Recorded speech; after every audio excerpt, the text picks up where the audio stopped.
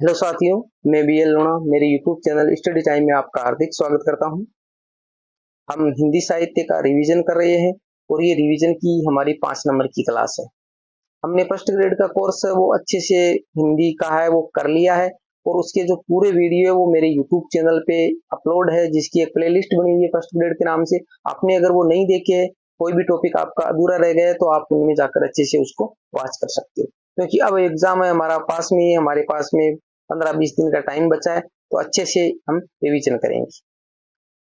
तो बिना समय गवाए हम शुरुआत करते हैं अपनी क्लास की। उससे पहले अगर आप मेरे चैनल पर पहली बार विजिट कर रहे हो तो चैनल को सब्सक्राइब कर ले, बेल आइकन को ऑल पे प्रेस कर ले, ताकि जब भी मैं कोई नया वीडियो अपलोड करूं तो उसका नोटिफिकेशन आपको तुरंत मिल सके। वीडियो पसंद आती है तो इसको लाइक करिए, अपने दोस्तों के साथ में भी शेयर कीजिए।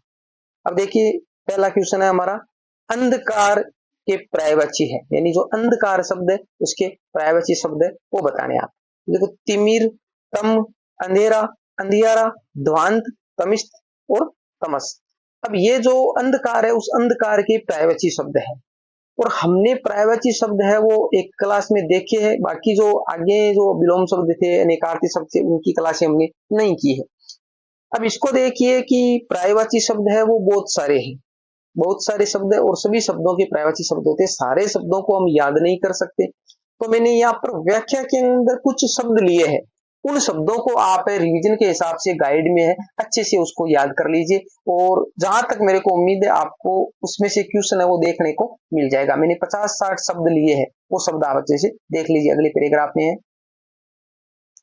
यानी जो ये शब्द है इन शब्दों के पर्यायवाची आप शब्द, बाकी तो पर्यायवाची शब्द बहुत सारे होते हैं।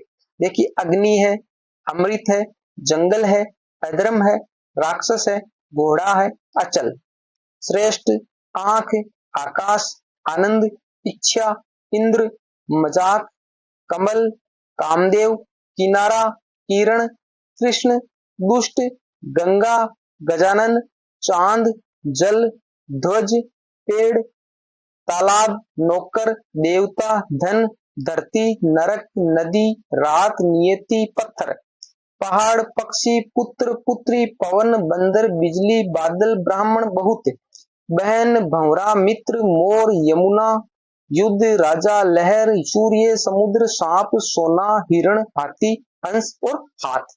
ये जो मैंने मुख्य मुख्य जो लिए हैं वो बार बार इनमें से क्वेश्चन है वो अक्सर पूछते, तो आप इन पर्यायवाची शब्द है, ये 50-60 जो शब्द है इनको आप अच्छे से याद कर लीजिए। आपके पर्यायवाची का है वो क्वेश्चन आपको देखने को मिल जाएंगे, क्योंकि पूरे पर्यायवाची शब्द वो हम याद नहीं कर सकते। आगे हमारा 2 नंबर क्वेश्चन है, अनंत का विलोम है। अनंत का विलोम होता है शांत या शशि, ससीम।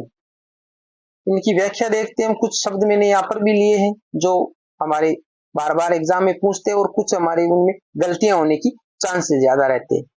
अंगीकार का होता है इनकार, अध का होता है अनग, अर्थी का होता है प्रत्यर्थी, अतिवृष्टि का होता है अनावृष्टि, अनुलोम का होता है विलोम, क्योंकि अनुलोम का हम प्रतिलोम कर लेते हैं जब वो और ऑप्शन में वो होता है तो इसलिए ये गलत हो जाता है। अनुलोम का विलोम होता है।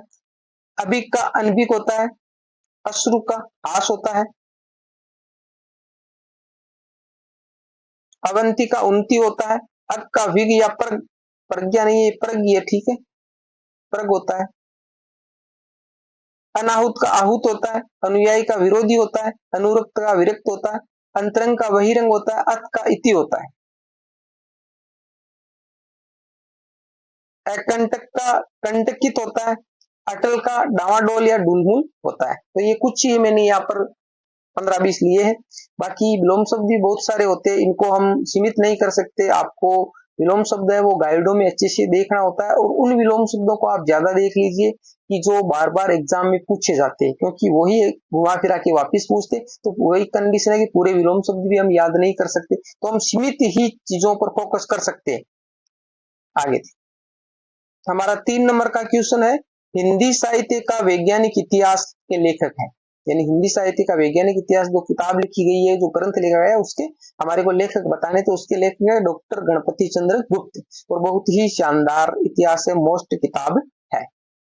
इसकी व्याख्या देखते हैं। इसका प्रकाशन की बात करें तो 1965 ईस्वी में ये प्रकाशित हुई थी। कब हुई थी? 1965 ईस्वी में। ये 2 खंडों में विभाजित है, यानी इसके जो कालखंड किए गए, तो इस किताब दो खंडों में विभाजित है। इन्होंने जैन कवि शालिभद्र सूरी को हिंदी का पहला कवि माना, जिस प्रकार डॉक्टर राम कुमार वर्मा उसने किसको माना है? स्वयंभू को हिंदी का प्रथम कवि माना। उसी प्रकार हमारे डॉक्टर गणपति चंद्र गुप्त है, उन्होंने हिंदी का प्रथम कवि है वो जो जैन कवि है वो कौन है? शालिभद्र सूरी, उसको हिंदी का प्रथम कवि माना है। तो ये आपको अच्छे से ध्यान में रखना है। आगे हम बात करें, गणपति चंद्र गुप्त का जन्म है वो 15 जुलाई 1928 ईस्वी को हुआ था। आगे देखिए हमारा प्रश्न नंबर 4, सर्वमान्य मत के अनुसार रीतिकाल की समय सीमा है। सर्वमान्य मत का मतलब सभी ने माना है, तो 1650 ईस्वी से 1850 ईस्वी तक है वो रीतिकाल की समय सीमा मानी गई। अब हम इसकी समय सीमा है वो पूरे की देख लेते हैं एक बार व्याख्या में। तो व्याख्या के अंदर दे रखा है आदिकाल, उसकी समय सीमा 1000 से लेकर 1350 ईस्वी तक है, और 1050 विक्रमी है और 1375 विक्रमी। ये है वो किसने माना है? ये माना है हमारे रामचंद्र शुक्ल ने। तो अलग अलग है वो याद रखना, ये विक्रमी में दे रखा है। ईस्वी की बात करें तो ये 993 ईस्वी से शुरू होता है, 993 ईस्वी। तो लगभग हम बात करें तो 1000 ईस्वी के 5-7 वर्षों का ही फर्क है, तो ये लगभग सेम ही है। तो आदिकाल की समय सीमा वो 1000 से लेकर 1350 ईस्वी तक मानी है, जो सर्वमान्य मत सभी विद्वानों ने इसको सहमत होकर माना है। भक्ति काल है वो 1350 से 1650 ईस्वी तक है। रीति काल है वो 1650 से 1850 ईस्वी तक है, और आधुनिक काल है वो 1800 ईस्वी से लेकर अब तक माना गया है। अब इसके अंदर हमारे इसको अलग अलग बांटा गया है। तो हमारा देखो भारतेंदु युग है, इसको जो ये आधुनिक काल है, इस आधुनिक काल के पार्ट है, ये जो हम वर्तमान में चल रहे हैं ये आधुनिक काल के। तो आधुनिक काल को अलग अलग भागों में बांटा है। भारतेंदु युग है 1850 से 1900 ईस्वी तक माना है। द्विवेदी युग है 1900 से लेकर 1920 ईस्वी तक माना है। छायावादी युग है 1920 से 1936 ईस्वी तक है। प्रगतिवादी युग है वो 1936 से 1943 ईस्वी तक है। हमारा प्रयोगवादी युग है वो 1943 से 1953 ईस्वी तक है। नवलेखन युग है 1953 ईस्वी से अब तक है। अब देखिए, मैंने हिंदी साहित्य का इतिहास आपको पढ़ाया, उस टाइम इन प्रत्येक काल को अच्छे से समझाया। इन काल में कौन कौन से कवि हुए, कौन कौन सी उनकी रचनाएं, वो सभी को मैंने अच्छे से समझाया। अगर वो क्लास आपने नहीं देखी तो मेरे यूट्यूब चैनल पे प्लेलिस्ट बनी हुई है फर्स्ट ग्रेड के नाम से, वहां पर सारे हैं, तो आप अच्छे से इसको देखिए। छोटे छोटे वीडियो है, आपको ज्यादा टाइम नहीं लगेगा, अच्छे से आप इसको देखिए। अब देखिए आधुनिक काल की जो बात करें तो ये भारतेंदु युग है। इस भारतेंदु युग से हम पहले अब जाते हैं, तो आपने देखा है कि यहाँ पर हम आते हैं भक्ति काल। तो इस भक्ति काल को नाम दिया गया था क्या? जागरण काल। एक बार मैं यहाँ पर इरेज करता हूं इसको, यानी भक्ति काल है उसको नाम दिया गया था जागरण काल। इस जागरण काल से फिर आगे वो जो हमारा भारतेंदु युग है इसको क्या कहा गया? पुनः जागरण काल। इसके बाद में हमारा द्विवेदी आया, इसको कहा गया जागरण सुधार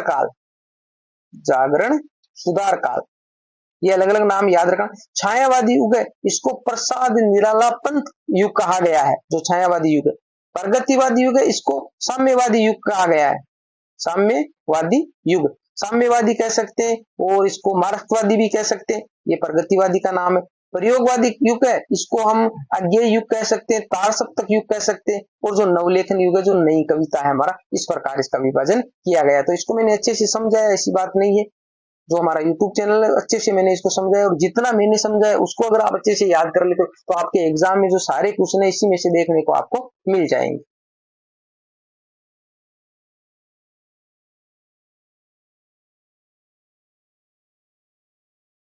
हमारा 5 नंबर का जो क्वेश्चन है वो है हिंदी में रस कितने अवयव होते हैं। जो रस है उसके कितने अवयव होते हैं? तो रस है उसके हमने 4 अवयव देखे हैं। जब रस वाला टॉपिक हमने किया था तो वहां पर देखिए, तो उस व्याख्या को हम देखते हैं कि उसके जो 4 अवयव वो कौन कौन से। एक तो होता है स्थायी भाव। स्थायी भाव क्या होता है भाई? जो पहला अवयव वो स्थायी भाव है। स्थायी भाव वो होता है जो प्राणी के शरीर में स्थायी रूप से जो निवास करते हैं। तो हमने देखा एक तो रस होते हैं और एक होता है स्थायी भाव। स्थायी भाव, तो हमने देखा कि 11 जो रस होते हैं, उस 11 रसों के 11 ही स्थायी भाव होते हैं। 11 रसों के 11 ही स्थायी भाव होते हैं। तो एक बार मोटा मोटी हम देख लेते हैं कि इधर जैसे एक नंबर पे श्रृंगार रस आया, उसको आपको क्रम से याद करना है उसको। तो श्रृंगार रस है, उसके अंदर हमारा रति होता है। हास्य रस, तो हास्य रस है, उसके अंदर हास होता है। फिर जो करुण रस था, उसके अंदर शोक होता है। रौद्र रस है, उसके अंदर क्रोध होता है। फिर वीर रस है, उसके अंदर उत्साह होता है। भयानक रस है, उसके अंदर भय होता है। और विभत्स रस है, उसके अंदर घृणा या जुगुप्सा होता है। अद्भुत रस है, उसमें आश्चर्य या विस्मय होता है। शांत रस में सम, वैराग्य या निर्वेद होता है। और वात्सल्य, उसमें वत्सलता होती है, जो एक हमारा बच्चे के प्रति जो भाव होता है। और भक्ति जो ईश्वर के प्रति, जो ईश्वर विषय जो भक्ति होती है वो। तो ये हमारे जो रस है वो हमने स्थायी भावों के अंदर देखिए कि 11 जो स्थायी भाव होते हैं 11 रसों के, और वो 11 ही स्थायी भाव होते हैं। 11 ही रस होते हैं और 11 ही स्थायी भाव होते हैं। तो ये पहला अवयव है स्थायी भाव रस का। आगे देखते हैं। फिर रस से हम आगे बढ़ते हैं तो विभाव आता है। जो स्थायी भाव से आगे बढ़ते हैं तो विभाव आता है। और उस विभाव के भी दो भाग किए गए थे। एक तो हमारा था आलंबन, आलंबन विभाव, और एक क्या था, उद्दीपन विभाव। उद्दीपन विभाव, ये दो भाग है वो उसके किए गए थे। तो मैंने आपको आलंबन और उद्दीपन के बारे में भी अच्छे से बताया, जब वो क्लास आप देखोगे। उसके बाद में हमारे अनुभव की बात करें तो उस जो अनुभव है, इस अनुभव के उसके भी अलग अलग भाग किए गए। तो अनुभव के 4 भाग किए गए थे। कितने भाग किए गए थे? 4 भाग किए गए थे। कौन कौन से? एक तो कायिक अनुभव था, कायिक का मतलब काया या शरीर होता है, तो शरीर से संबंधित था। उसके बाद में हमने उसका वाचिक अनुभव, तो वाणी यानी जो मैं बोल रहा हूं उस वाणी के हिसाब से जो होता है। आहार है, जिसके अंदर वेशभूषा आती है, वेशभूषा, और जो साजो श्रृंगार होता है वेशभूषा, तो वेशभूषा से संबंधित था।